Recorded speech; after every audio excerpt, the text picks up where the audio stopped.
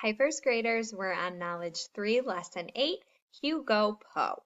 Our first vocabulary word is alarmed. Say alarmed. Alarmed means worried or frightened. The next word is cunning. Say cunning. Cunning means sly or clever in a trickster way. And the last one is perplexed. Say perplexed. Perplexed means confused. A long time ago in rural southern China, there lived a mother and her two young daughters. Axen was the eldest daughter, and Li Hua was the youngest.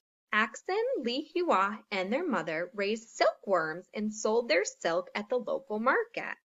One sunny fall morning, the girl's mother set off to the local market to sell the silk thread they had spun. However, on this particular occasion, she had decided to leave some silk thread behind so that she could make two new silk dresses for her daughters.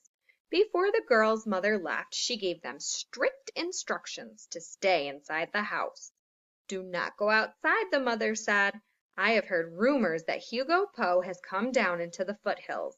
She is a tiger that disguises herself as an old woman and tries to trick people. Please latch the door as soon as I leave." "We will not go outside," promised Axon. "I will lock the door and we will spend our time cleaning the house."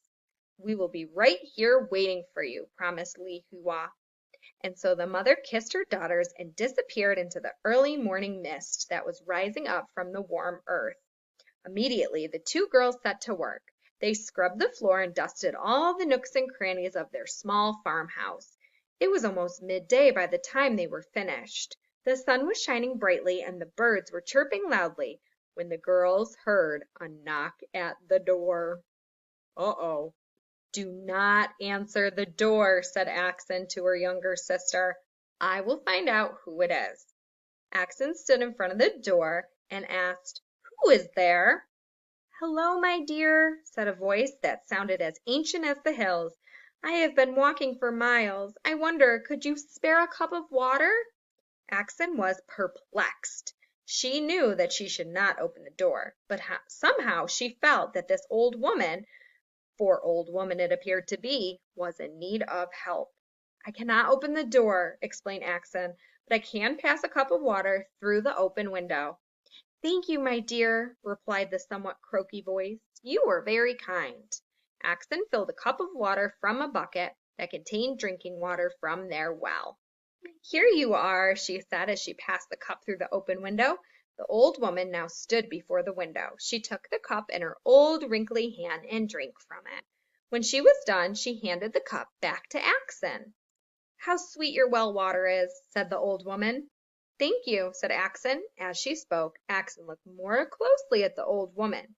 Just like her hands, her face was old and wrinkly. However, the woman had the most peculiar golden amber eyes that Axon had ever seen. "I don't suppose you have a little rice to spare?" asked the old woman. As it happened, Li Hua had just cooked rice for lunch. "Yes, we have some rice we can give you," said Li Hua as she eagerly placed some in a small porcelain bowl. Then she rushed to the window and handed the old woman the bowl and some chopsticks. The old woman looked at Li Hua and licked her lips. "Why, thank you, my dear," said the old woman, all while staring intensely at Li Hua. "I don't suppose that I could come in and sit for a minute or two while I eat this delicious rice?" asked the old woman.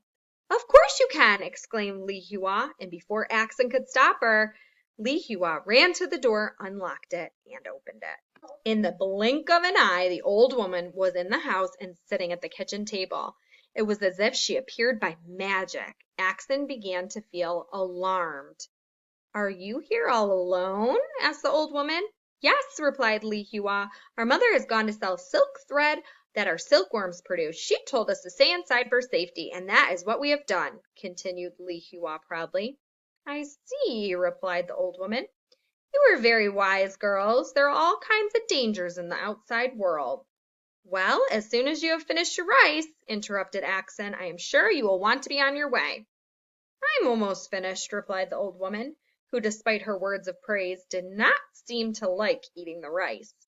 There are only two more things that I need. Oh, what are they? Asked Li Hua.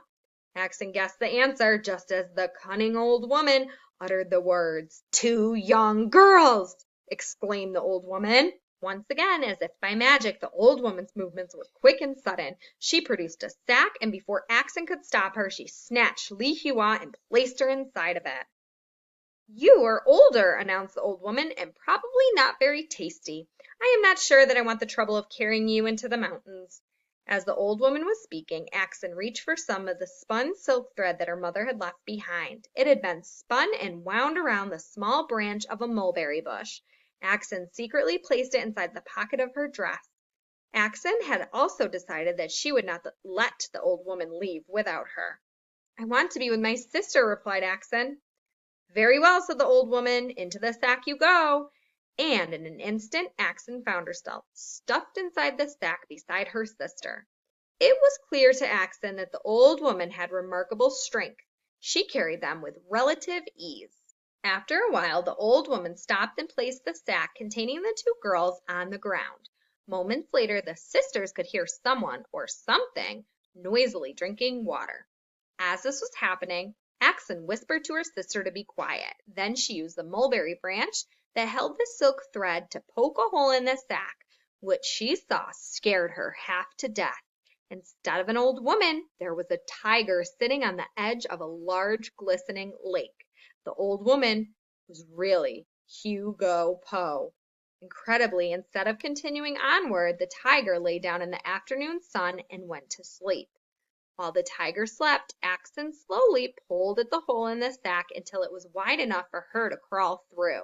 She motioned to her sister to quickly and quietly follow her. The girls crept toward the sleeping tiger. Axon reached for the silk thread inside her pocket.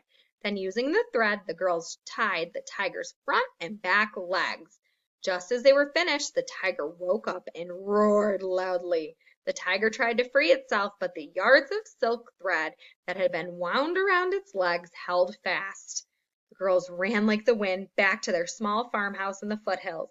They hurried into their house and slammed the door and locked it. When their mother finally returned home, she hugged her daughters tightly. "We told you that we would be here waiting for you," said Axon and Li Hua together. The end. Wow, what a story that was. So now you can go ahead and click on the Google form to answer the questions about today's read aloud, Hugo Poe.